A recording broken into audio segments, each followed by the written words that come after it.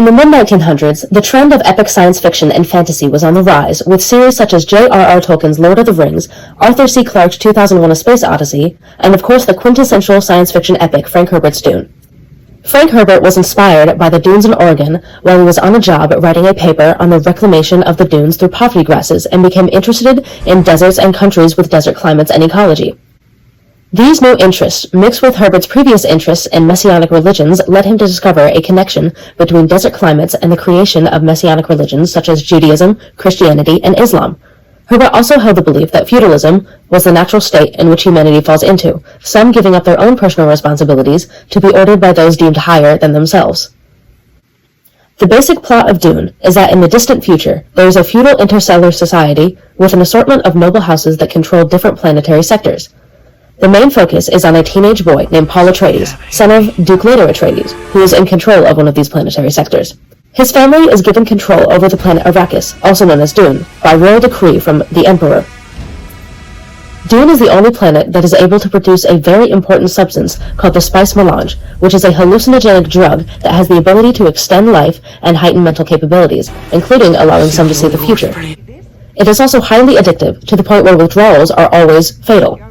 It is crucial for space navigation, as space travel requires a type of prescience that only the spice provides. As Dune is the only planet that can produce the spice, it is an extremely desirable planet to control, but also extremely dangerous to do so.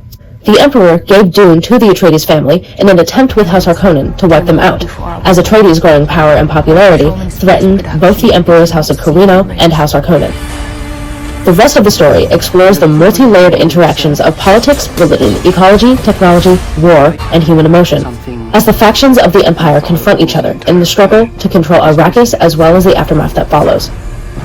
Dune is famously, or infamously, known to be unadaptable, with the insane amount of characters, background information, and about 22,000 years of world building making it impossible to fully show audiences the scale and complexity of the story. But that does not mean that people haven't tried. Over the decades, many filmmakers have tried to bring it to screen with varying results. The first attempt to adapt Dune to the big screen came in the 70s when Arthur Jacobs, the director of The Planet of the Apes, bought the rights in 1972 with a contract to complete the film in 9 years, but was sadly unable to as he died a year later. Alejandro Jodorowsky, a director with a surreal avant-garde style, picked it up next, trying and failing to adapt the book due to the fact that he wanted to hire Pink Floyd for the soundtrack, wanted parts to be played by cinema giant Orson Welles, Mick Jagger, and even Salvador Dali, and wanted the film to be 10 to 12 hours long, which is the only thing that I agree with. When Jodorowsky expressed these wishes, the studios pulled the plug on the project immediately. This version of the film is still discussed today, with a documentary about it being released in 2013, and it is described as the greatest movie never made. The project was then passed around to a plethora of filmmakers, including Dino De Laurentiis and Ridley Scott of all people, before falling into the hands of the two directors that I want to focus on, David Lynch and Denis Villeneuve. So, how have adaptations of Frank Herbert's Dune changed over time, through the lens of storytelling norms and technology available at the time? Lynch was chosen for the film because of his experimental style showcased in films like Eraserhead and The Elephant Man. He was originally not a fan of Dune and has openly admitted to not having read the book, but he was very attracted to the world building and the aesthetic. Lynch also wanted to make 2 films, as he realized 2.5 hours would not be enough to tell the story he wanted to tell, but sadly he had to cave to studio pressure and only made 1. He framed his film in a very different way than the book did, choosing to focus more on the Emperor and the Spacing Guild rather than on Paul, focusing the story much more on politics rather than on a teenager with worlds of pressure, expectations, and responsibility. By focusing on the Spacing Guild as the antagonist of the story, he diminished the absolutely crucial place that the main antagonist, Baron Harkonnen, and House Harkonnen have in the film, turning the Baron into another pawn in the political game, ignoring most of his character and motivations while giving a more sinister role to his nephew, Ferd Rothgar Harkonnen, played by Sting.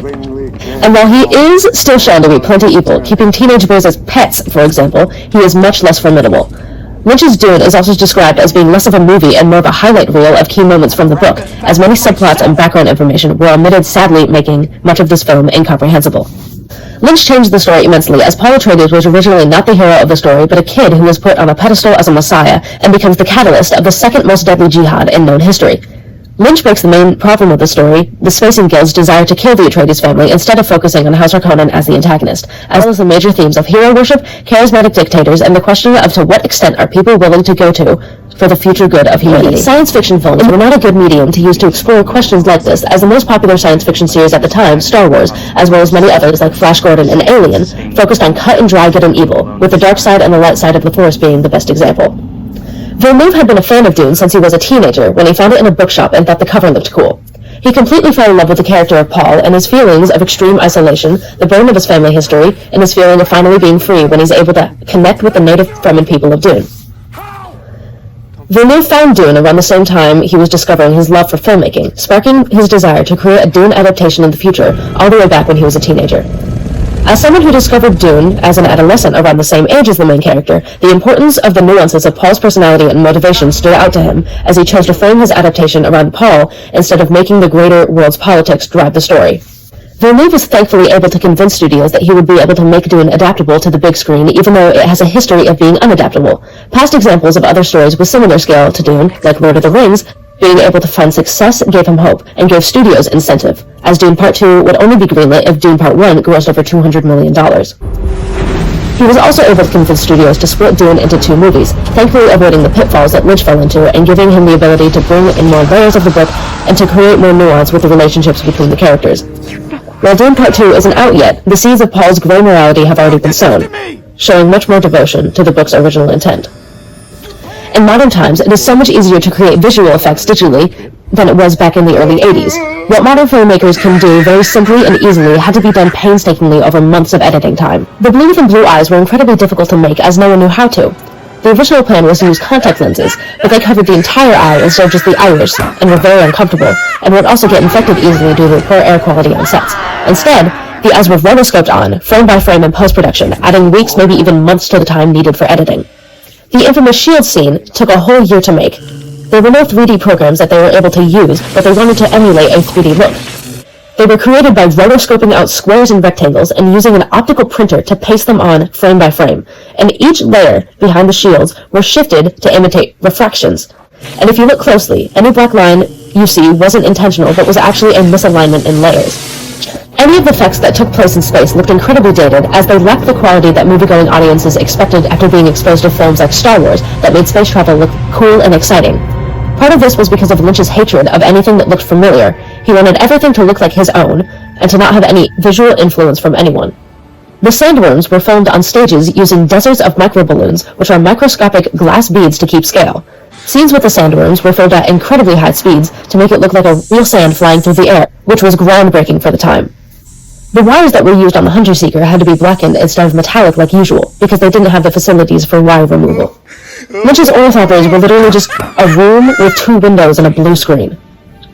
Since technology has developed immensely over the past 4 decades, Villeneuve was able to use a simple rotoscoping process to tint the eyes blue. Villeneuve shields were also created by rotoscoping the characters, tinting them blue and red, and then slightly offsetting the tinted layers, and it is very clear what is a hit and what is a miss, which is very effective in visual communication and storytelling. Since space travel wasn't a main focus, they didn't have to show actual travel between different planets. All they needed was an LED screen and rendered designs of their spaceships. Villeneuve also filmed in an actual desert, but in the desert, everything becomes a reflective surface, so using blue screens or green screens was impossible, as everything would have a blue or green tint. Instead, they used sand screens, which are basically blue screens or green screens, tinted a sand-like color. Many of the sandstorms were taken from actual sandstorms acquired by National Geographic. The Hunter Seeker was 3D modeled, animated, and rendered. There was no physical Hunter Seeker used on set, even when Paul caught it and held it in his hand. Instead of creating a ship like a bird, as described in the book, he decided to create ships based on the body of a dragonfly, but close to the spirit of a helicopter. It was important to him that all of the mechanics obey the laws of nature, and not look like fantasy vehicles, but something closer to reality. There were models made completely to scale to use for internal shots. The doors were even able to open on their own. Smaller scale versions were 3D printed and put together and taken apart like Lego pieces to be able to find more interesting angles. While Lynch used what was available to him to create his special effects, it is nowhere near the caliber of what modern technology is able to do. Lynch's film was created in a time when audiences expected less complicated characters in their mainstream movies, and when rotoscoping was an incredibly difficult ordeal that had to be done laboriously frame by frame. Whereas Villeneuve was created in a time when you can just place a helicopter into a scene even after you filmed it, and when having characters that don't have complicated motivations is a severe criticism. The two films, while derived from the same source, are incredibly different. The goals of the filmmakers and the technology available at their respective times created two vastly different pieces with two vastly different tones, effects, and overall stories.